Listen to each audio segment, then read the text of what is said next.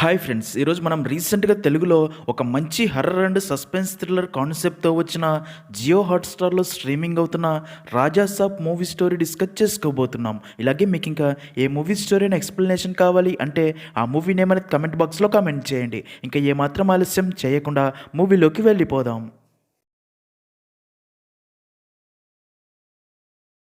Movie start అవగానే రాత్రి సమయంలో వార్డ్ బాయ్ సత్య ఒక అనాథ శవానికి అంత్యక్రియలు చేసి అస్థికలు ఒక కుండలో తీసుకుని మార్చురీ వ్యాన్లో బయలుదేరి అలా నర్సాపూర్ ఫారెస్ట్ ఏరియాలో వెళ్తూ ఉండగా అక్కడే ఒక మద్యం షాప్ దగ్గర ఆగి మందు తాగాలి అని తన జోబు నుండి 500 నోటు బయటికి తీస్తాడు. నిజానికి ఆ 500 నోట్ ఇంకా కొన్ని వస్తువులు ఆ అనాథ శవం నుండే తీసుకుని ఉంటాడు. అప్పుడే సడన్ గా ఆ నోట్ గాలికి ఎగురుతూ అలా ఫారెస్ట్ ఏరియాలకు వెళ్లడంతో సత్య కూడా ఆ నోట్ ఎలాగైనా తీసుకోవాలని దాని వెనకే వెళ్ళగా ఆ నోట్ అక్కడే ఉన్న ఒక పెద్ద పాడుబడిన బంగ్లాలోకి వెళ్ళడంతో సత్య భయపడుతూనే ఆ బంగ్లాలోకి వెళ్తాడు. ఆ బంగ్లా చూడడానికి చాలా భయంకరంగా ఉంటుంది. ఆ బంగ్లాలో ఎటు చూసినా సరే హిప్నాటిజం చేసే వస్తువులే ఉంటాయి. ఇంకా అప్పుడే మధ్యలో ఉన్న పెద్ద కుర్చీ దానంతటదే కదులుతూ రే నువ్వు తీసుకున్న వస్తువులు ఇంకా అస్థికలు ఇక్కడ పెట్టు అని వాయిస్ వినిపించడంతో సత్య మరింత భయపడిపోతూ ఆ అనాథ శవం నుండి తీసుకున్న వస్తువులు ఇంకా శవం అస్థికలు అక్కడ పెట్టగానే అప్పుడే వెనక నుండి తలలేని మొండెం కత్తితో సత్యపై అటాక్ చేయడంతో సత్య భయంతో గట్టిగా అరుస్తాడు. దీన్ని కట్ చేస్తే మన మూవీలో మెయిన్ క్యారెక్టర్ అయిన రాజా సాబ్ యాజ్ రాజుని చూపిస్తారు. రాజు పేరెంట్స్ చనిపోగా ఇప్పుడు రాజు కంటూ ఉంది తన నానమ్మ గంగమ్మ మాత్రమే. ఇంకా గంగమ్మకి అల్జీమర్స్, అన్ని విషయాలు మర్చిపోతూ ఉంటుంది. అయితే అలా ప్రతిదీ మరుక్షణంలో మర్చిపోయే గంగమ్మ కొంతకాలం కిందట ఇంటి నుండి వెళ్ళిపోయిన తన భర్త కనకరాజును మాత్రం మర్చిపోకుండా తన గురించి ఆలోచిస్తూ తను మళ్ళీ తిరిగి వస్తాడని ఎదురు చూస్తూ ఉంటుంది. అయితే డాక్టర్స్ గంగమ్మ ఎక్కువగా ఆలోచిస్తే బ్రెయిన్ స్ట్రోక్ వచ్చి చనిపోతుందని చెప్పి ఉంటారు. రాజుకి తన నానమ్మ అంటే ప్రాణం. అందుకే తన తాతయ్య గురించి ఎక్కువగా ఆలోచించుకొని ఎంత చెప్పినా సరే వినకుండా కనకరాజు గురించి ఆలోచిస్తూ ఉంటుంది. ఇదిలా ఉంటే ఒకరోజు రాజుకి తెలిసిన కరీం వారి ఇంటి దగ్గరికి వచ్చి తను పెళ్లి చూపులకు వెళ్ళిన అమ్మాయితో పెళ్లి ఫిక్స్ అయింది అని ఆ అమ్మాయితో కలిసి దిగిన ఫోటో వారికి చూపించగా ఆ ఫోటో చూసిన రాజు షాక్ అవుతాడు. ఎందుకంటే ఆ ఫోటోలోని బ్యాక్గ్రౌండ్లో సేమ్ తన తాతలాగే ఉన్న వ్యక్తి ఉంటాడు. దాంతో ఆ ఫోటోని తన నానమ్మకి చూపించగా తనని చూసిన గంగమ్మ కూడా ఎమోషనల్ అయ్యి తను మీ తాతనేరా అని చెప్పడంతో దేశం మొత్తం వెతికిన తాత ఆచూకి తెలియలేదు. మరి నీ ఫోటోలు ఎలా దొరికాడు, ఇంతకీ మీరు ఈ ఫోటో ఎక్కడ దిగారని అడగ్గా దానికి కరీం చార్మినార్ దగ్గర అని చెప్పడంతో అది విన్న రాజు అయితే తాత చార్మినార్ పరిసరాల్లోనే ఉన్నాడని క్లారిటీ వచ్చి వెంటనే అక్కడి పోలీస్ స్టేషన్లో పోలీస్ ఆఫీసర్గా పనిచేసే మంగళం బాబాయ్కి ఫోన్ చేసి విషయం చెప్పి తాతని ఎలాగైనా వెతికి కనిపెట్టమని చెప్పగా దానికి మంగళం ఇది 1960 నాటి మిస్సింగ్ కేసు, దీన్ని ఇప్పుడు వెతకాలి అంటే కనీసం 5 లక్షలు డబ్బైనా ఇస్తేనే ఆ సిఐ ఈ కేసును టేకప్ చేస్తాడు అని చెప్పగా అది విన్న రాజు ఆ 5 లక్షలు ఎలాగో అలా రెడీ చేసుకుని రేపు తీసుకొని వస్తాను, నువ్వు రెడీగా ఉండు అని చెప్తాడు. ఇంకా రాజు దగ్గర అంత డబ్బు ఉండదు కాబట్టి ఎప్పట్లాగే తన చిన్ననాటి నుండి ఫ్రెండ్ అయిన అనితాని అడిగి తన మార్వాడి ఫాదర్ దగ్గర మరో 5 లక్షలు అప్పుగా తీసుకుని గంగమ్మతో తాతను వెతకడానికి వెళ్తున్నానని చెప్పి మహేష్తో నానమ్మని జాగ్రత్తగా చూసుకోమని చెప్పి అలా రాజు హైదరాబాద్కి వెళ్ళి చార్మినార్ దగ్గర దిగి తన ఫ్రెండ్ సీను ఆటోలో పోలీస్ స్టేషన్ దగ్గరికి వెళ్తూ ఉండగా అప్పుడే అటుగా కొంతమంది నన్లు ప్రేయర్ కోసం చర్చికి వెళ్తూ ఉంటారు. అందులో ఒక నన్నైన బెస్సీని చూడగానే రాజుకి తను ఒక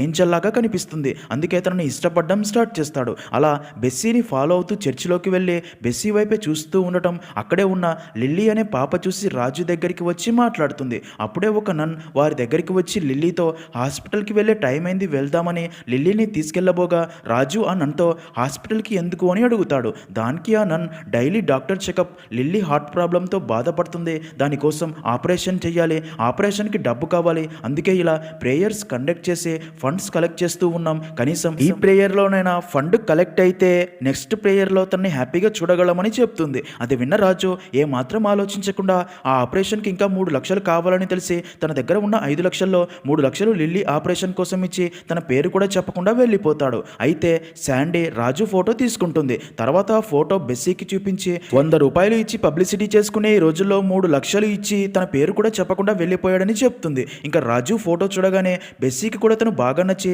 తనని ఇష్టపడడం స్టార్ట్ చేస్తుంది. అది అర్థమైన శాండీ నువ్వు మరికొన్ని రోజుల్లో నన్గా మారబోతున్నావు అనగా దానికి బెస్సీ నిజమే, నేను ఒక అనాథని, అందుకే నన్గా మారాలి అనుకున్నా, కానీ తనని చూశాక మా మధ్య ఏదో రిలేషన్షిప్ ఉందని, తనే నా సోల్మేట్ అనిపిస్తుంది, తను రేపు మళ్ళీ చర్చికి వస్తే నేను అనుకున్నది నిజం, లేదంటే మళ్ళీ తన గురించి ఆలోచించను అని చెప్తుంది. ఇదిలా ఉంటే మరో పక్క రాజు పోలీస్ స్టేషన్కి వెళ్ళి మంగళంని కలిసి అలా సిఐని కలవగా సిఐ రాజుని అసలు కేసు ఏంటని అని అడుగుతాడు. దానికి రాజు, నేను పుట్టక ముందు పుట్టింది సార్ ఈ కేసు, మా నాన్నమ్మ పెద్ద జమీందారని, పెద్ద పెద్ద ప్యాలెస్లు ఉండేవి అని ఏవేవో కథలు చెప్తూ ఉంటుంది సార్, నాకు పెద్దగా క్లారిటీ లేదు అని ఆ ఫైల్ సిఐకి ఇచ్చి, గంగరాజు మా తాత దగ్గర పనిచేసేవాడంట, అమ్మవారి నగలు పంచహారాల పెట్టె ఎత్తుకెళ్ళిపోయాడు, ఆ తర్వాత గంగరాజుని పట్టుకొని ఆ నగల పెట్టె తీసుకుని తిరిగి వస్తాను అని మా తాత కనకరాజు మా నాన్నమ్మకి లెటర్ రాసి పెట్టి వెళ్ళిపోయాడు, కానీ మళ్ళీ తిరిగి రాలేదు. తాత కోసం ఎదురు చూస్తున్న నాన్నమ్మకి అల్జీమర్స్ వచ్చింది. మళ్ళీ ఇన్ని సంవత్సరాల తర్వాత మా తాత మీ పోలీస్ స్టేషన్ సరౌండింగ్స్లో కనిపించాడు, తనని మీరే ఎలాగైనా వెతికి పట్టుకోవాలి అని చెప్పి కంప్లైంట్ ఇవ్వడానికి వచ్చాను సార్ అని ఆ డబ్బు బ్యాగ్ సిఐకి ఇవ్వగా,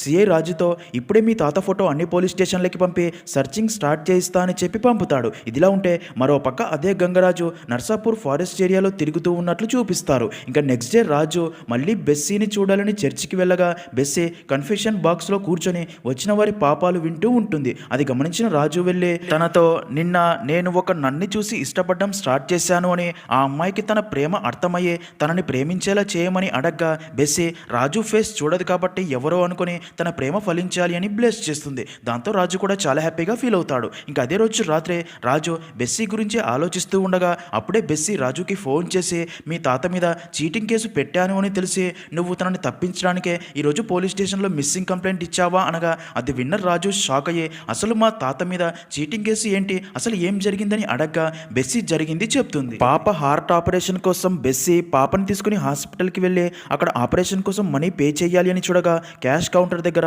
పెద్ద క్యూ ఉండడంతో ముందు నుంచున్న రాజు తాతని చూసిన బెస్సీ, పాప ఆపరేషన్కి టైం అవుతుంది, నేను మీ ముందు నుంచొని డబ్బు పే చేస్తాను అని అడగ్గా, అది విన్న రాజు తాత తన వైపు చూస్తూ, మీ డబ్బుకి నా డబ్బు కూడా యాడ్ చేసి పే చేస్తాను, నాకు ఇవ్వు అని తనని హిప్నటైజ్ చేసి ఆ డబ్బు తీసుకుని పే చేయకుండా అక్కడ నుండి వెళ్ళిపోయి ఉంటాడు. అలా బెస్సీ జరిగిందంతా చెప్పి, మా 3 లక్షలు మాకు ఇవ్వకపోతే నీ మీద కూడా చీటింగ్ కేసు పెడతాను అని చెప్పి కాల్ కట్ చేస్తుంది. నిజానికి ఫోన్ చేసింది తను ఇష్టపడుతున్న రాజుకు అని బెస్సీకి కానీ, అలాగే తను ఇష్టపడుతున్న బెస్సీనే తనకి ఫోన్ చేసిందని రాజుకు కానీ తెలియదు. ఇక బెస్సీ చెప్పింది విన్న రాజు వెంటనే తన నానమ్మకి ఫోన్ చేసి, తాత దొంగతనాలు లాంటివి ఏమైనా చేసేవాడని అడగ్గా, దానికి గంగమ్మ, ఏమిటా మాటలు, ఆయన కనకరాజు పేదల పాలిట దేవుడు, ఎదుటివారి కళ్ళలో నీళ్లు చూస్తే సంస్థానంలో బంగారం అమ్మి మరీ దాన ధర్మాలు చేసేవాడు అని చెప్తుంది. అయితే అదంతా అక్కడే ఉన్న గంగరాజు విని అక్కడ నుండి వెళ్ళిపోతాడు. ఇదిలా ఉంటే మరో పక్క సిఐకి ఆ బ్యాగ్లో 2 లక్షలు మాత్రమే ఉన్నాయని తెలిసి మంగళంకి ఫోన్ చేసి 5 లక్షలని 2 లక్షలు మాత్రమే ఇచ్చారు, మిగతా 3 లక్షలు మరో గంటలో నాకు ఇవ్వకపోతే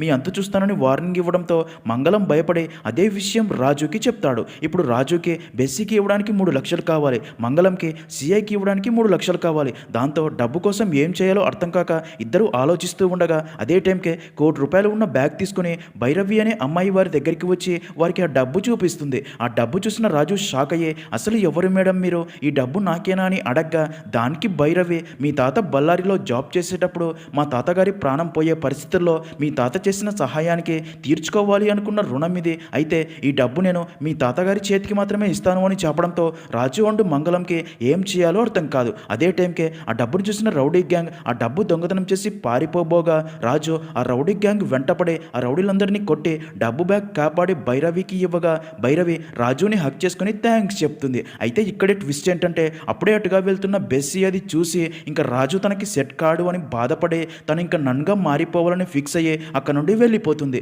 అది చూసిన రాజు ఫీల్ అవ్వగా, విషయం కనుక్కున్న సీను తనతో, నువ్వు ఒక నన్ని లవ్ చేయడం ఏంటి, వారికి ప్రేమ పెళ్లిళ్ళు పిల్లలు లాంటి బంధాలు ఉండవు అని చెప్పడంతో అది విన్న రాజు మరింత ఫీల్ అవుతాడు. ఇంకా ఇదే ప్రాసెస్ లో భైరవికి రాజు మంచితనం నచ్చి రాజుని ఇష్టపడుతూ తనని ప్రేమించడం స్టార్ట్ చేస్తుంది. అలాగే రాజుకి క్లోజ్ అవ్వడానికి ట్రై చేస్తూ ఉంటుంది. ఇక్కడే ట్విస్ట్ ఏంటంటే, నిజానికి ఈ భైరవి ఎవరో కాదు, గంగరాజు మనవరాలు. గంగరాజు భైరవికి ఫోన్ చేసి, నిన్ను పంపింది దేనికి, నువ్వు అక్కడ ఏం చేస్తున్నావని అడగ్గా, దానికి భైరవి, రాజు చాలా మంచివాడు, అందుకే తనని బాధ పెట్టడం నాకు ఇష్టం లేదు అని చెప్పడంతో అది విన్న గంగరాజు కోపంతో రగిలిపోతాడు. సీన్ కట్ చేస్తే అదే రోజు రాత్రి అనిత రాజుకి ఫోన్ చేసి, నానమ్మ తనకి రాత్రి కలలో తాతయ్య కనిపించి ఏదో చెప్పాడు అని, తాతయ్యని వెతుకుతాను అని హైదరాబాద్కి బయలుదేరిందంట, ట్రావెల్స్ వారిని అడిగితే నాంపల్లి దగ్గర దిగింది అని చెప్పారు అని చెప్పడంతో అది విన్న రాజు భైరవిని తీసుకుని నాంపల్లికి వెళ్ళి వెతుకుతూ ఉండగా అక్కడే వారికి గంగమ్మ కనిపించడంతో రాజు తనతో, చెప్ప పెట్టకుండా ఎందుకు వచ్చావని అడగ్గా, దానికి గంగమ్మ, మీ తాతయ్యని చూడాలని ఉందిరా, నెమ్మదిగా అన్నీ మర్చిపోతున్నాను, నిన్ను కూడా మర్చిపోతానేమని భయంగా ఉంది, అందుకే ఇద్దరం కలిసి మీ తాతయ్యని వెతుకుదామని చెప్పగా అది విన్న రాజు కూడా ఎమోషనల్ అయ్యే తనని ఓదారుస్తాడు. ఇంకా అలా మరుసటి రోజు రాజు భైరవి గంగమ్మ కలిసి కనకరాజు కోసం వెతుకుతూ ఉండగా అప్పుడే రాజుకి అక్కడే గంగరాజు కనిపించడంతో వెంటనే తనని ఫాలో అవుతూ వెళ్ళి తనని పట్టుకొని కొడుతూ, నీ వల్లే మా తాతయ్య మాకు దూరమయ్యాడు అని కొడుతూ ఉండగా గంగరాజు తనతో, బాబు నేను చెప్పేది విను అని ఎంత చెప్పినా సరే తన మాట వినడు. అప్పుడే భైరవి అక్కడికి వచ్చి రాజుని ఆపి, తను మా తాతయ్య, నేను నీ దగ్గరికి వచ్చిందే మీ తాతయ్యని కనిపెట్టి మా తాతయ్యకి అప్పగించడానికి అని చెప్తుంది. అది విన్న రాజు, మా తాత కోసం మీరు వెతకడం ఏంటి, మా తాత వెళ్ళిందే ఈ గంగరాజు కోసం కదా అని సీరియస్ అవ్వగా అప్పుడే గంగరాజు రాజుతో, మీ జీవితాలు ఇలా అవ్వటానికి కారణం ఆ కనకరాజు అష్టైశ్వర్యాలు వదులుకొని తన భర్త కోసం పడిగాపులు పడేలా మీ నానమ్మని మార్చింది వాడే. నువ్వు అనుకుంటున్నట్టు గంగమ్మ సాధారణ స్త్రీ కాదు, తను దేవనగర సంస్థాన వారసురాలు గంగాదేవి అని జరిగింది చెప్పడం స్టార్ట్ చేస్తాడు. ఇక్కడే స్టోరీ ఫ్లాష్ బ్యాక్ లోకి వెళ్తుంది. సీన్ కట్ చేస్తే నిజానికి గంగాదేవి దేవనగర సంస్థాన వారసురాలు. ఒకరోజు ఆలయంలో భక్తులకి ప్రసాదం పెడుతూ ఉండగా అక్కడే పడుకొని ఉన్న కనకరాజు ప్రసాదం చూసి ఆకలితో పరిగెత్తుకుంటూ వెళ్ళి గంగాదేవి చెయ్యి పట్టుకుని ప్రసాదం తీసుకుంటాడు. అది చూసిన గంగరాజు, రాణిగారి చెయ్యి పట్టుకుంటావని గంగరాజు ఇంకా సైనికులు కలిసి కనకరాజుని రక్తం వచ్చేలా కొడతారు. దాంతో కనకరాజు కోపంతో తనకి డబ్బు లేకపోవటం వల్లే తనని ఇంత దారుణంగా కొట్టారు అని, అందుకే గంగాదేవిని పెళ్లి చేసుకుని ఈ కోటకి రాజు అయ్యి ఖజానాలో ఉన్న సొమ్ము మొత్తం మెత్తుకపోవాలి అని ఫిక్స్ అయ్యి గంగాదేవిని తన వైపు మార్చుకోవాలి అంటే తనకి క్షుద్ర శక్తుల అండ ఉండాలి అని అలా మహామాంత్రికుడైన బైరాగి దగ్గరికి వెళ్ళి, ఆ గంగాదేవి నాకు కావాలి, కోటలోని ధనం బంగారం ఆడదాని సైగతో నా వశమైపోతాయి, ఆమె మెదడు నా ఆధీనంలో పనిచేయాలి అని చెప్పగా బైరాగి కనీసం తన వైపు కూడా చూడడు. అప్పుడే అక్కడే ఉన్న ఒక మహిళ, బైరాగి నోరు తెలవాలి అంటే ఈ నేలని నీ నెత్తుడితో తడపాలి, నీ ఒక అవయవాన్ని సమర్పించి అర్థించాలి అని చెప్పగా అది విన్న కనకరాజు వెంటనే కత్తితో తన చెయ్యి నరికేసుకుంటాడు. అది చూసిన బైరాగి కూడా ఆశ్చర్యపోయి తన క్షుద్ర శక్తితో కనకరాజు చెయ్యిని మళ్ళీ అతికించి కనకరాజు కోరిన దానికోసం తనతో 1000 బావుల లోతులో ఉన్న బావిలో తనతో కఠోర దీక్ష చేయించి తర్వాత అలా కనకరాజుకి క్షుద్ర ఫలిత ప్రసాదాన్ని ఇస్తాడు. దాంతో కనకరాజు ఆ ప్రసాదాన్ని తీసుకుని నేరుగా బంగ్లా దగ్గరికి వచ్చి గంగాదేవిని బయటికి పిలిచి, దీక్ష చేసి ప్రసాదం తెచ్చాను తీసుకుని తినమని చెప్పగా గంగాదేవి తన దగ్గరికి వచ్చి ఆ ప్రసాదాన్ని తీసుకుని తిన్న మరుక్షణం నుండే గంగాదేవి మెదడు కనకరాజు ఆధీనంలోకి వెళ్ళి అలా కళ్ళు మూసి తెరిచేలోగా ఇద్దరికి పెళ్లి కూడా అయిపోతుంది. అలా సంవత్సరంలోపే కనకరాజు అనుకున్నట్లే కోట ఖజానా మొత్తం ఖాళీ చేసి అమ్మవారి పంచహారాల నగల బాధ్యత అందరి ముందు గంగరాజుకి ఇస్తున్నట్లు నటించి ఆ మొత్తం సొమ్ముతో పారిపోయే గంగరాజుని దొంగగా చేసి ఉంటాడు. ఇంకా గంగాదేవి నిర్ణయం వల్లే సంస్థానానికి గతి పట్టింది అని తనవారే తనని పిచ్చిదాన్ని చేసి వీధిన పడేయగా అప్పటి నుండి సాధారణ స్త్రీలాగా బ్రతుకుతూ తర్వాత కొంతకాలానికి కొడుకు కోడలు కూడా కాలం చేయడంతో మనవడితో కలిసి బ్రతుకుతూ ఇంకా భర్త కోసం ఎదురు చూస్తూ ఉంది అని తెలిసిందే ఆ గంగాదేవియే మీ నానమ్మ అని అంతా చెప్తాడు. అది విన్న రాజు తన నానమ్మ ఈ పరిస్థితికి కారణం ఆ కనకరాజు అని తనను ఎలాగైనా కనిపెట్టి తీసుకెళ్లి తన నానమ్మ కాళ్ళపై పడేయాలని ఫిక్స్ అవుతాడు. ఇప్పుడే గంగరాజు, నా మనసులో ఆ కనకరాజుని నర్సాపూర్ ఫారెస్ట్ ఏరియాలో చూశాము అని చెప్తే నేను ఆ ఫారెస్ట్కి వెళ్ళి అంతా వెతికాను కానీ కనకరాజు కనిపించలేదు అని చెప్తాడు. అది విన్న రాజు బాగా ఆలోచించి మరుసటి రోజు ఉదయం భైరవి, సీను అండ్ మంగళంని తీసుకుని ఆ ఫారెస్ట్ ఏరియాకి వెళ్ళి ఆ ప్లేస్ అంతా చూస్తూ ఉండగా రాజు ఆ ఫారెస్ట్లో ఒక పెద్ద బంగ్లా ఉండడం గమనించి అలా అందరూ ఆ పాడుబడ్డ బంగ్లా దగ్గరికి చేరుకుని లోపలికి వెళ్తారు. ఆ ప్యాలెస్ని చూసి అందరూ ఆశ్చర్యపోతారు. అక్కడే వారికి కనకరాజు ఫోటో కనిపించడంతో తను ఇక్కడే ఉన్నాడు అని రాజు, బయటికి రారా కనకరాజు అని గట్టిగా అరుస్తూ ఉంటాడు. ఇంకా అరుపులు విన్న అక్కడే బంధించిన సత్యాకి స్రో వచ్చి ఆ రూమ్ నుండి తప్పించుకుని బయటికి వస్తాడు. మరోపక్క రాజు ఇంకా మిగతా అందరూ ఒక గదిలోకి వెళ్ళగా ఆ గది నిండా కనకరాజు తీసుకుని వచ్చిన బంగారు సంపద ఇంకా పంచలోహాల పెట్టె కూడా ఉంటుంది. ఆ సంపద చూసి అందరూ ఆశ్చర్యపోగా అప్పుడే రాజు ఆ డబ్బుని టచ్ చేయబోగా సత్య అక్కడికి వచ్చి, ఇక్కడ దేన్ని ముట్టుకోకండి,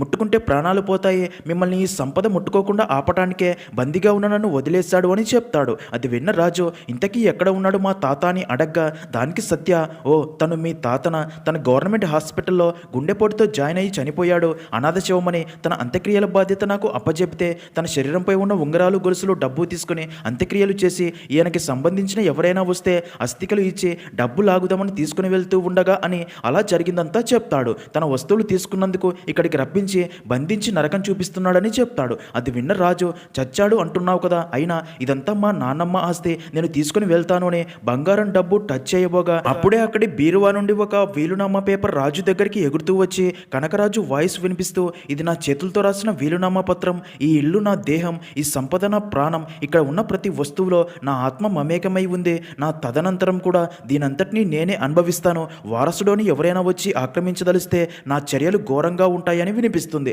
అదంతా విన్నా సరే రాజు భయపడకుండా, రే సచ్చిన ముసలోడా, నేను వచ్చిందే మా నాన్నమ్మ సంపద తీసుకెళ్ళడానికి, దమ్ముంటే దమ్ముంటే ఆపు అంటాడు. అప్పుడే కనకరాజు ఆత్మ వారికి కనిపించి రాజుతో, రాజా సాబ్, నీకు నువ్వుగా ఇక్కడికి వచ్చాను అనుకుంటున్నావా? చచ్చిన 3వ రోజే మీ నానమ్మ నీడని తాకాను. ప్లాన్ ప్రకారం దాని నుండి నిన్ను దూరం చేసింది మనిషిగా సాధించలేనిది చచ్చి సాధించడానికి రాబోయే 3వ అమావాస్యకి దానికి ముహూర్తం పెట్టాను అని భయంకరంగా నవ్వటంతో రాజుతో పాటు అందరూ భయపడిపోయి ఆ బంగ్లా నుండి బయటికి పారిపోవాలని చూస్తారు, కానీ బయటికి వెళ్ళలేరు. సత్యవారితో ఈ బంగ్లా నుండి బయటికి వెళ్ళాలి అంటే అది మీ తాత పర్మిషన్ ఉంటేనే అవుతుంది అని చెప్పగా అది విన్న రాజు అండ్ మిగతా వారందరికీ ఇంకా తాము ఇదే బంగ్లాలో బందీగా ఉండాలని భయపడిపోతారు. ఇదిలా ఉంటే మరో పక్క 2వ అమావాస్య రోజు కనకరాజు ఆత్మ గంగమ్మకి కలలో కనిపించి, నేను నీ కనకరాజుని చావు బతుకుల్లో కొట్టుమిట్టాడుతున్న అడవిలో అనాథగా పడి ఉన్నాను. వచ్చే అమావాస్యకి నువ్వు నా దగ్గరికి రావాలి, నేను మళ్ళీ పుట్టాలి రా అని పదే పదే గంగమ్మకి కలలో కనిపించి చెప్తూ ఉండడంతో గంగమ్మ ఉలిక్కిపడి నిద్రలేచి రాజుకి ఫోన్ చేసి కల గురించి అంతా చెప్పి మీ తాతని వెంటనే కనిపెట్టి నా దగ్గరికి తీసుకుని రారా అని చెప్పగా అది విన్న రాజు కనకరాజు చనిపోయాడని చెప్తే తను తట్టుకోలేదు అని, అది కల మాత్రమే, నువ్వు భయపడకు, తాతని కనిపెట్టి తీసుకువస్తాను అని తను ఫోన్ చేసి చెప్పిన ప్రతిసారి అదే చెప్తూ ఉంటాడు. ఇంకా రాజు అంటూ మిగతా అందరూ ఆ బంగ్లా నుండి పంచహారాల పెట్టెతో ఎలాగైనా బయటపడాలని చూస్తూ ఉండగా ఇక్కడే ట్విస్ట్. అప్పుడే ఆ బంగ్లా దగ్గరికి బెస్సీ రిప్ అనే వ్యక్తిని తీసుకొని వస్తుంది. బెస్సీ రాజు అండ్ భైరవి కలిసి ఉండడం చూసి వీరిద్దరూ ఇక్కడే కలిసి సంసారం పెట్టారు అనుకుంటుంది. ఇంకా బెస్సీని చూసిన రాజు బెస్సీ తన కోసమే వచ్చిందని హ్యాపీగా ఫీల్ అవుతాడు. ఇంకా అలా బెస్సీ వచ్చి రాజుతో, నా దగ్గర డబ్బులు కొట్టేసి మీ తాత నువ్వు ఇక్కడికి వచ్చి దాక్కుంటే నేను కనిపెట్టలేను అనుకుంటున్నావా అంటుంది. అది విన్న రాజుకి ఆ రోజు ఫోన్ చేసి తన తాత దొంగ అని చెప్పింది తను ప్రేమిస్తున్న బెస్సీనే అని అర్థమవుతుంది. రాజు బెస్సీ డ్రెస్ చూసి, నువ్వు నన్ను కదా, నీకు ప్రేమ పెళ్లి ఉండదు కదా, మరి ఇలా నార్మల్ డ్రెస్లో ఉన్నావేంటని అడగ్గా దానికి బెస్సీ, నేను నన్నని నీకు ఎవరు చెప్పారు, జస్ట్ ట్రైనింగ్లో ఉన్నా అంతే అనడంతో అది విన్న రాజు తను నన్నని తనని మర్చిపోయి తనని ఇష్టపడుతున్న భైరవికి దగ్గరయ్యి తప్పు చేశానేమో అని ఇప్పుడు ఇద్దరిని ఎలా మేనేజ్ చేయాలో అర్థం కాదు. ఇంకా బెస్సీ అండ్ రిప్ తమ డబ్బు తమకి ఇప్పుడే తిరిగి ఇవ్వాలని అలా బంగ్లాలోకి వెళ్ళి కనకరాజుని పిలుస్తూ ఉండగా రాజు వారితో మా తాత చనిపోయాడు అని అక్కడ జరిగేదంతా చెప్పినా సరే బెస్సీ అండ్ రిప్ తన మాటలు వినకుండా మా డబ్బు ఎలా తీసుకోవాలో మాకు తెలుసు అని అక్కడే ఉన్న ఖజానా గదిని చూసి ఇద్దరు అందులోకి వెళ్ళి ఆ గదిలో ఉన్న బంగారం డబ్బు చూసి ఆశ్చర్యపోయి అక్కడి నగలు డబ్బు తీసుకోవాలి అని టచ్ అయ్యగా యాజ్ యూజువల్గా కనకరాజు ఆత్మ వారిని భయపెట్టడంతో ఇద్దరు ఫుల్గా భయపడిపోయి గది నుండి బయటికి పారిపోయి వస్తారు. దీన్ని కట్ చేస్తే భైరవికి రాజు ఇష్టపడిన నన్ ఈ బ్లెస్సీనేమో అని డౌట్ వస్తుంది. మరో పక్క రాజు బెస్సీ దగ్గరికి వెళ్ళి ఆ రోజు నన్ డ్రెస్లో నిన్ను చూసినప్పటి నుండి నేను ప్రేమిస్తున్నాను అని, ఆ రోజు కన్ఫెషన్ బాక్స్లో నీతో మాట్లాడింది కూడా నేనే అని జరిగిందంతా చెప్పగా అది విన్న బెస్సీ మరి భైరవికి మన ప్రేమ విషయం ఎప్పుడు చెప్తావని అడగ్గా దానికి రాజు టైం చూసి చెప్తా అంటాడు. ఇంకా అదే రోజు రాత్రి భైరవి బెస్సీ రూమ్లోకి వెళ్ళి రాజు లవ్ చేసిన నన్ నువ్వే కదా అని అడిగి నిజాలు తెలుసుకోబోగా విషయమర్థమైన రాజు వారిని డిస్టర్బ్ చెయ్యాలి అని కనకరాజు కుర్చీలో కూర్చొని తనలోకి కనకరాజు ఆత్మ ప్రవేశించినట్లు యాక్ట్ చేస్తూ ఉండగా అప్పుడే తన నానమ్మ ఫోన్ చేసి మళ్ళీ అదే విషయం చెప్పగా ఇక్కడే ట్విస్ట్. అప్పుడే నిజంగానే రాజు శరీరంలోకి కనకరాజు ఆత్మ ప్రవేశించి గంగమ్మతో అది కల కాదు నిజమే, నీ భర్త నిజంగానే చావు బతుకుల్లో ఉన్నాడు అని చెప్పడంతో అది విన్న గంగమ్మ షాక్ అయ్యి కింద పడిపోతుంది. ఇంకా రాజు ప్రవర్తన చూసి అక్కడ వారందరూ షాక్ అవుతారు. ఇంకా తర్వాత రాజు జరిగింది తెలుసుకొని మళ్ళీ తన నానమ్మకి ఫోన్ చేసి నువ్వు పదే పదే ఫోన్ చేసి విసిగిస్తూ ఉంటే ఏదో వెటకారంగా అన్నాను, తాతయ్యకి ఏం కాలేదు, తనని జాగ్రత్తగా తీసుకొని వస్తానని నచ్చి చెప్తాడు. బాగా ఆలోచించిన రాజు ఇక్కడి నుండి తాత కథ క్లోజ్ చేసి ఖజానాతో ఎలాగైనా బయటపడాలి అని వారితో మీకు ఈ దయ్యాలు పట్టేవారు ఎవరైనా తెలుసా అని అడగ్గా దానికి బెస్సి నాకు తెలిసిన ఒక వ్యక్తి ఉన్నాడు డాక్టర్ పద్మభూషణ్ అని చెప్పడంతో తనని అక్కడికి పిలిపించగా ఆ బంగ్లా అంతా నిశ్చితంగా చూసిన పద్మభూషణ్ వారితో ఒక గదిలో కనకరాజు మేకలు బలి ఇచ్చి ఏవో క్షుద్ర పూజలు చేశాడని అర్థమయ్యే ఆ డోర్ ఓపెన్ చేయకండి అని చెప్పి రాజుతో మీ తాత 4 మంత్రాలు చదువుకున్న మాయల పకీర్ కాదు,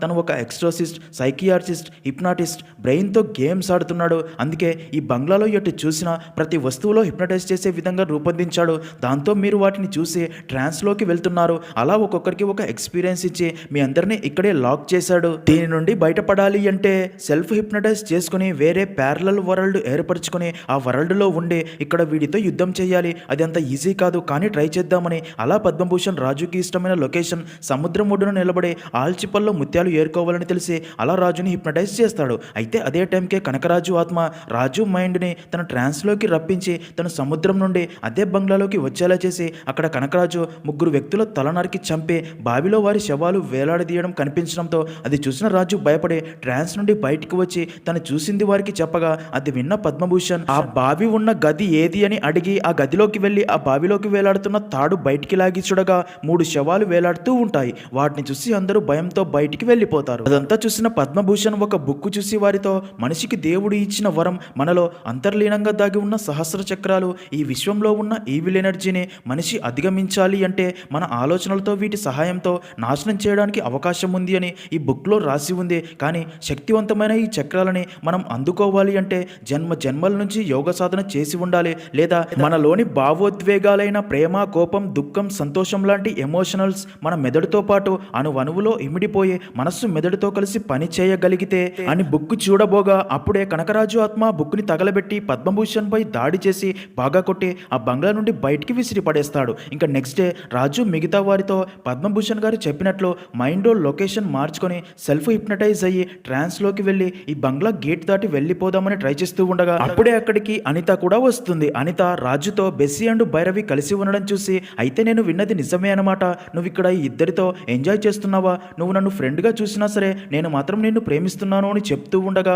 అప్పుడే అక్కడికి కనకరాజు చంపి బావిలో వేలాడదీసిన ముగ్గురి అన్నయ్య తన గ్యాంగ్తో వస్తాడు. నిజానికి వాళ్ళు దొంగతనానికి ఆ బంగ్లాలోకి రాగా కనకరాజు వారిని చంపేసి ఉంటాడు. ఇంకా ఇప్పుడు వారి అన్నయ్య తన గ్యాంగ్తో కనకరాజుని చంపి ప్రతీకారం తీర్చుకోవాలని రాగా రాజు తను ఎప్పుడో చనిపోయాడని చెప్పడంతో కనకరాజు రిలేటివ్స్ అయిన వారందరినీ చంపి తన ప్రతీకారం తీర్చుకుంటాము అని ఆ దొంగల గ్యాంగ్ రాజు అండ్ మిగతా వారిపై అటాక్ చేయబోగా అప్పుడే రాజు బాడీలోకి కనకరాజు ఆత్మ ప్రవేశించి ఆ దొంగల గ్యాంగ్ ని ఉతికి ఆరేస్తాడు. దాంతో ఆ దొంగలు భయంతో అక్కడ నుండి పారిపోతారు. ఇలా ఉంటే అప్పుడే రాజుకి గంగరాజు ఫోన్ చేసి, నువ్వు చెప్పినట్లే మీ నానమ్మ దగ్గరికి వచ్చి చెప్పాను అనగా అది విన్న రాజు షాక్ అయ్యి, నేను చెప్పడం ఏంటి, అసలు ఏం జరిగిందని అడగ్గా దానికి గంగరాజు జరిగింది చెప్తాడు. నిజానికి రాజులాగా కనకరాజు ఆత్మ గంగరాజుకి ఫోన్ చేసి తాతయ్య చావు బతుకుల్లో ఉన్నాడు, వెంటనే నానమ్మకి ఈ విషయం చెప్పి ఇక్కడికి తీసుకుని రాని చెప్పడంతో గంగరాజు గంగమ్మ దగ్గరికి వెళ్ళి అదే విషయం చెప్పగా అది విన్న గంగమ్మ షాక్ అయ్యి బ్రెయిన్ స్ట్రోక్ రావడంతో హాస్పిటల్లో జాయిన్ చేయగా తన కండిషన్ సీరియస్గా ఉండి ఐసీయూలో పెట్టి ఉంటారు. అది విన్న రాజుకి ఇదంతా కనకరాజు ఆత్మ పని అని అర్థమయ్యే వెంటనే తన నానమ్మని చూడాలని హాస్పిటల్కి కారులో బయలుదేరి వెళ్తాడు. కానీ మళ్ళీ తను ఆ బంగ్లా దగ్గరే ఉంటాడు. దాంతో రాజుకి ఏమీ అర్థం కాదు. అప్పుడే కనకరాజు ఆత్మ రాజుతో, అక్కడికి వెళ్ళాను అనుకోవటం నీ భ్రమ, ఇక్కడి నుండి నీ కాలు కదలాలి అంటే నీ మెదడు నన్ను దాటి పని చేయాలి, అది జరగదు, ఎందుకంటే నిన్ను నీ నానమ్మ నుండి దూరం చేసిందే ఈ అమావాస్య గడియల్లో తను చావటం కోసమేరా అని చెప్పి నవ్వుతాడు. నిజానికి కనకరాజు చనిపోవడానికి 10 రోజుల ముందు బైరాగిని ఆసన్నం చేసుకుని తనతో వయసు మళ్ళిన నా శరీరాన్ని వదిలేయాలి, మళ్ళీ జన్మనెత్తి నా సొమ్ముని గుర్తించాలి అని అడగ్గా దానికి బైరాగి, అలా జరగాలి అంటే నువ్వు చనిపోయిన రోజు నుండి 3వ అమావాస్య రోజు నీ భార్యని కుంగి కుషించి చనిపోయేలా చేయాలి, నువ్వు చేసిన పాపకర్మ ప్రేతార్పణ కావాలి అని చెప్పడంతో తను చనిపోయిన 3వ రోజు నుండి గంగమ్మకి కలలో కనిపిస్తూ తన చావుని గుర్తు చేస్తూ గంగమ్మ తన భర్త గురించి ఆలోచిస్తూ బాధపడుతూ ఇప్పుడు చావు బతుకుల్లో ఉండేలా చేసి ఉంటాడు. అలా జరిగింది చెప్పి మరికొన్ని క్షణాల్లో గంగమ్మ ఊపిరి క్షుద్ర శక్తికి ఆహారం అవుతుంది. అప్పుడు నేను మళ్ళీ పుట్టి 6 సంవత్సరాలలో నా సంపదని గుర్తించి జన్మలకి ఐశ్వర్యంలోనే బ్రతుకుతానని చెప్పి మాయమవుతాడు. అదంతా విన్న రాజు ఏదో ఒకటి చేసి తన నానమ్మ చావకుండా ఆపాలి అని కనకరాజు ఆ బంగ్లా తన దేహం, సంపద తన ప్రాణమని చెప్పిన మాటలు గుర్తొచ్చి ఆ డబ్బు బంగారం మొత్తం బంగ్లాని తగలబెడితే కనకరాజు చనిపోతాడు అని తగలబెట్టబోగా ఇక్కడే ట్విస్ట్, రాజు మెదడుని కనకరాజు ఆధీనంలో పెట్టుకుని ఉంటాడు కాబట్టి తను డబ్బు తగలబెట్టబోతే రాజుకి హాస్పిటల్లో ఉన్న తన నానమ్మని తగలబెడుతున్నట్లు కనిపిస్తుంది. దాంతో అదంతా చూస్తున్న రాజుకి తను హాస్పిటల్లో ఉన్నాడో బంగ్లాలో ఉన్నాడో తనకే అర్థం కాదు. తన నానమ్మని చూసి ఎలాగైనా తన నానమ్మ చనిపోకుండా ఆపాలని ఫిక్స్ అయ్యే అప్పుడే పద్మభూషణ్ చెప్పిన మాటలు గుర్తు చేసుకుంటాడు. సెల్ఫ్ హిప్నటైజ్ చేసుకుని ప్యారలల్ వరల్డ్ సృష్టించుకుని ఆ వరల్డ్లో మనం ఉండే ఇక్కడ వీడితో యుద్ధం చేయాలని చెప్పింది గుర్తొచ్చి తన నానమ్మని చూసి తను దేవనగర సంస్థాన వారసురాలు అని గుర్తొచ్చి అదే తన మైండ్లో హిప్నటైజ్ చేసి ఆ ట్రాన్స్లోకి వెళ్ళి తన నానమ్మతో, ఈ మాయల పకీర్ మన ఇద్దరిని చంపుతాడంట, నువ్వు నాకు తోడుగా ఉండు, వీడి అంతు చూస్తా అనగా దానికి గంగమ్మ కూడా సరే చంపేద్దామంటుంది. ఇక కనకరాజుకి రాజు మెదడు తనని దాటి ఆలోచిస్తుందని అర్థమయ్యి తనని డిస్టర్బ్ చేయడానికి రాజుపైకి ముసలిని ఇంకా రక్షక భటుల్ని ఇసుక సముద్రంని సృష్టించి అటాక్ చేయించి చంపాలి అనుకుంటాడు. కానీ రాజు వాటన్నింటినీ ఎదిరించి నాశనం చేసి అక్కడ సంపదని బంగ్లాని తగలబెడతాడు. అదంతా చూస్తున్న కనకరాజు బైరాగిని ఆసనం చేసుకుని వాడి ఆలోచనలు మళ్లించలేకపోతున్నా నా ప్రాణం క్షీణిస్తుంది, సంపద నాశనమవుతుంది, ఇదంతా వాడు ఎలా చేయగలుగుతున్నాడని అడగ్గా దానికి బైరాగి భావోద్వేగాలు వాడి శరీరంలో అణువణువున భావోద్వేగాలతో మమేకమైపోయాయి. వాడు ఇంతే ఏకాగ్రతతో లోతుగా ఆలోచిస్తే సహస్ర చక్రాలు తాకుతాడు, అలా జరిగితే నీ నాశనానికి విశ్వం సహకరిస్తుంది అనగా అది విన్న కనకరాజు, అయితే నీ ఆత్మని నాలో మిళితం చేసి వాడిని అంతం చెయ్యి అంటాడు. అప్పుడే రాజు కనకరాజు ఆత్మని పూర్తిగా నాశనం చేయబోగా కనకరాజు రాజుతో, నువ్వు నన్ను నా ఉనికిని లేకుండా చేస్తున్నావు, కానీ నేను లేను అని తెలిస్తే మీ నాన్నమ్మ ఏమవుతుందో రేపటి ఉదయం నీకు ఇప్పుడే చూపిస్తా చూడు అని తన నానమ్మ చితి మీద ఉన్నట్లు చూపించడంతో ఇది చూసిన రాజు మెదడు కొంచెం వీక్ అయ్యి ఎమోషనల్ అవ్వగా అప్పుడే బైరాగి కనకరాజు శరీరంలోకి ప్రవేశించి రాక్షసుడిలా మారి రాజుపై అటాక్ చేసి తన ఆయుష్ మొత్తం పీల్చేస్తూ ఉంటాడు. అప్పుడే ట్రాన్స్ వరల్డ్ లోని నానమ్మ రాజుకి ధైర్యం చెప్పి దుర్గామాతని పూజించగా అప్పుడే రాజు సహస్ర చక్రం అంతిమ దశకి చేరుకొని తనలోకి శక్తులు ప్రవేశించి బైరాగి కనకరాజు కలిసి ఉన్న రాక్షసుడిని చంపేస్తాడు. ఇక మూవీ ఎండింగ్ లో బ్రెయిన్ స్ట్రోక్ తర్వాత గంగమ్మ తన భర్తని పూర్తిగా మర్చిపోయి ఉంటుంది. ఇలా ఉంటే అనిత, బెస్సీ అండ్ భైరవి తమలో రాజు ఎవరిని ప్రేమిస్తున్నాడో తెలుసుకోవాలని రాజు కోసం వెతుకుతూ ఉండగా వారిని చూసిన రాజు భయంతో పారిపోయి అక్కడే ఉన్న ఒక సర్కస్ టెంట్ లోకి వెళ్ళగా అక్కడ సేమ్ జోకర్ గెటప్ లో తనలాగే ఉన్న వ్యక్తిని చూసి రాజు షాక్ లో ఉండిపోతాడు. అలా అక్కడితో మూవీ అనేది ఎండ్ అవుతుంది.